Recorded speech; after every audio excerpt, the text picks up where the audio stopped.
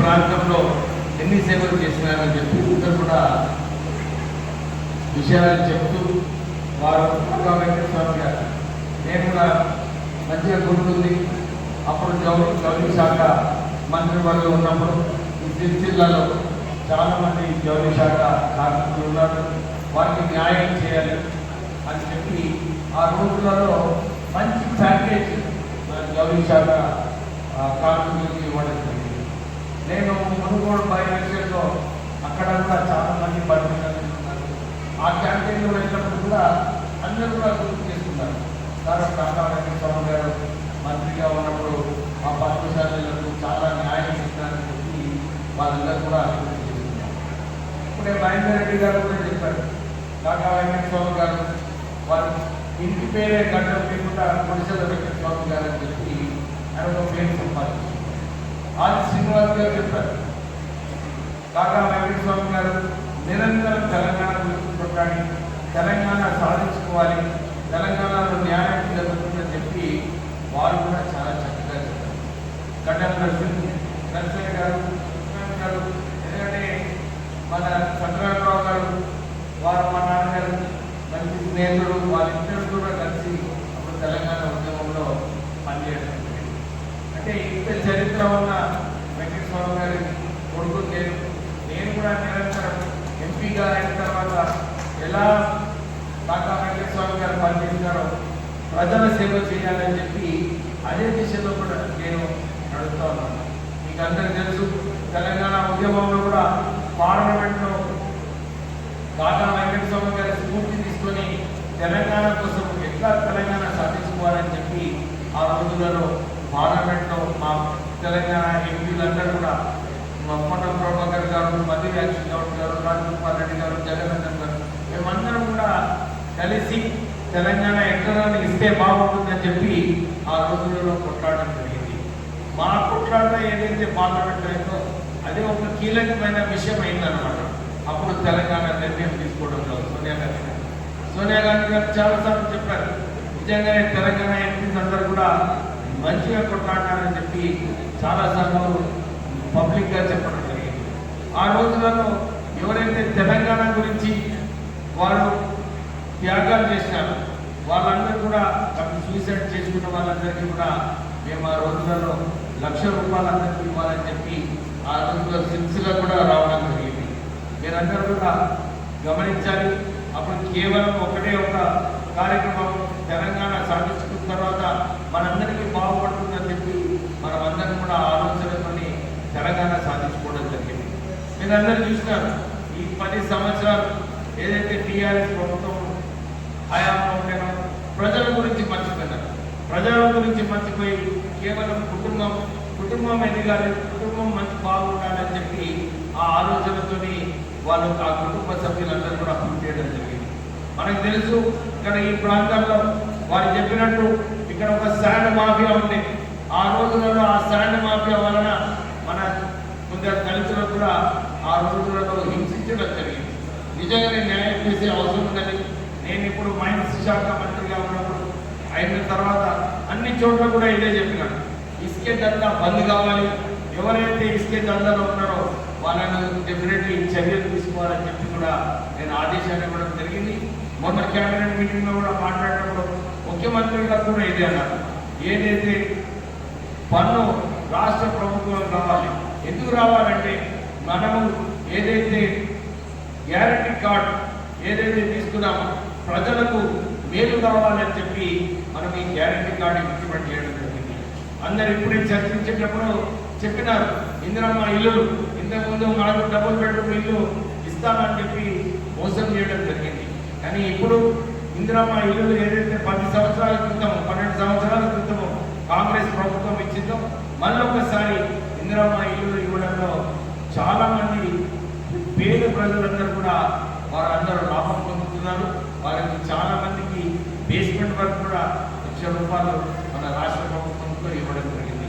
సన్న బియ్యం అనుకోండి, కొత్త రేషన్ కార్డు అనుకోండి, రైతు భరోసా అనుకోండి, ఇవన్నీ కూడా రాష్ట్ర ప్రభుత్వము పేద ప్రజలకు మనము మంచిగా చేయాలని చెప్పి అదే ఆలోచనతో ఈ రాష్ట్రానికి ఈ కల్వకుంట్ల కుటుంబము ఏదైతే ఆర్థికంగా ఖజానా ఖాళీ చేసినారో, దోచుకున్నారో, ఇవన్నీ దోచుకోవడం వలన ఇబ్బందులు ఉన్నప్పటికీ కూడా మనం ప్రజలకు న్యాయం చేయాలని చెప్పి రేవంత్ రెడ్డి గారు ఈ అన్ని కార్యక్రమాలు తీసుకొని ఈ స్కీమ్స్ అన్ని కూడా సరిగా ఇంప్లిమెంట్ చేస్తూ ముందుకు వెళ్తున్నాం. మనం ఒక విషయం గమనించాలి, ఈ గ్యారంటీ కార్డు వలన ఏదైతే ప్రజలకు ఇల్లు వస్తుందో, 200 యూనిట్ ఫ్రీ వస్తుందో, 500 రూపాయల గ్యాస్, తర్వాత రాజీవ్ ఆరోగ్యశ్రీ స్కీమ్ కింద 10 లక్షల రూపాయలు, మళ్ళీ దాంతో పాటు ఈ అడ్వాన్స్ టెక్నాలజీ సెంటర్ మనం ఆర్సి శ్రీనివాస్ గారు ఇంకా 12 కిలోమీటర్ల ఇక్కడి నుంచి వారికి ఒక అడ్వాన్స్ టెక్నాలజీ సెంటర్, ఇక్కడ మంచిగా స్కిల్ డెవలప్మెంట్ నేర్చుకొని వీళ్ళందరికీ ఉద్యోగాలు అవకాశాలు కూడా కల్పించాలని చెప్పి ఈ ఆలోచనతోని ఈ స్కిల్ డెవలప్మెంట్ సెంటర్స్ పెట్టడం జరుగుతుంది. మొన్న ఎలక్షన్లలో కూడా కాంగ్రెస్ పార్టీ అందరికీ వాగ్దానం ఇచ్చింది, 2 లక్షల ఉద్యోగాలు కల్పిస్తామని చెప్పి. ఇప్పటి వరకు సుమారు 60,000 ఉద్యోగాలు కల్పించడం జరిగింది. ఈ వచ్చే సంవత్సరం డిసెంబర్ వరకు 1 లక్ష ఉద్యోగాలు మన రాష్ట్ర ప్రభుత్వం కల్పిస్తుంది. దాని తర్వాత ఏదైతే మాట ఇచ్చారో 2 లక్షల ఉద్యోగాలు ఇంకా వచ్చే 2 సంవత్సరాలలో ఈ 2 లక్షల ఉద్యోగాలు కూడా భర్తీ కావడం జరుగుతుంది. సో మన యువకులకు ఎవరైతే ఇంత ముందు నుంచి ఎదురు చూస్తున్నారో వీళ్ళందరికీ కూడా ఉద్యోగాలు ఇప్పించే అవకాశం మన కాంగ్రెస్ ప్రభుత్వం ఇస్తుంది. మీరందరూ చూసినారు, ఇక్కడ ఎమ్మెల్యే కేటీ రామారావు అనుకుంటున్నాడు, నిన్న మాట్లాడుతూ కాళేశ్వరం నీళ్లు సక్సెస్ఫుల్ ఉందని, కాంగ్రెస్ ప్రభుత్వం కావాలని ఎంక్వైరీ పెడుతుందని చెప్తున్నారు. వారికి అవగాహన లేదు కేటీఆర్కి. ఎందుకంటే ఇక ఏదైతే మొన్న ముఖ్యమంత్రి గారు drinking water supply twin cities కోసం హైదరాబాద్ సికింద్రాబాద్కి నీళ్ల విషయంలో ఇంతకుముందు కాకా వెంకట స్వామి గారు ప్రాణహిత చేవల ఏదైతే వారు ఆ వైఎస్ రాజశేఖర రెడ్డి గారితో ఆ రోజులలో కొట్లాడి ఆ ప్రాజెక్ట్ క్లియర్ చేసి 36,000 కోట్ల ప్రాజెక్టులో 11,000 కోట్ల రూపాయలు ఆల్రెడీ ఖర్చు పెట్టడం జరిగింది. కేవలం 24,000 కోట్లు ఖర్చు పెడితే ఆ ప్రాజెక్ట్ పూర్తిగా అయ్యేది. కానీ కావాలని కమిషన్లు దోచుకోవడానికి ఆ ప్రాజెక్టు తుమ్మడియాట నుంచి చేంజ్ చేసి మన కాళేశ్వరం తీసుకుపోవడం జరిగింది. కాళేశ్వరం ప్రాజెక్టు వాళ్ళ డిజైన్ వాళ్ళే కట్టినారు, వాళ్ళ హయాంలోనే ఆ ప్రాజెక్ట్ కుంగిపోయింది. ఆ ప్రాజెక్ట్ వలన ఒక్క బొట్టు నీళ్లు కూడా ఈ 2 సంవత్సరాల నుంచి ఎవరికి లాభం పొందలేదు. కానీ వారు అంటున్నారు, అరే ఇప్పుడు సిటీకి తీసుకువెళ్ళేది కాళేశ్వరం ప్రాజెక్ట్ నీళ్ళని. అన్ని అబద్ధాలు అన్నమాట. నేను నిన్న కూడా ప్రెస్లో మాట్లాడినప్పుడు ఇదే క్లారిఫై చేయడం జరిగింది. ఈ తుమ్మిడి అట్ట నుంచి ఎల్లపల్లి ప్రాజెక్ట్ ఏదైతే ఉందో అది కాంగ్రెస్ హయాంలో కట్టించినారు. ఈ మల్లన్న సాగర్కి కూడా ఎల్లపల్లి నుంచి నీళ్లు పోతున్నాయి, కానీ కాళేశ్వరం నుంచి నీళ్లు పోవడం లేదు.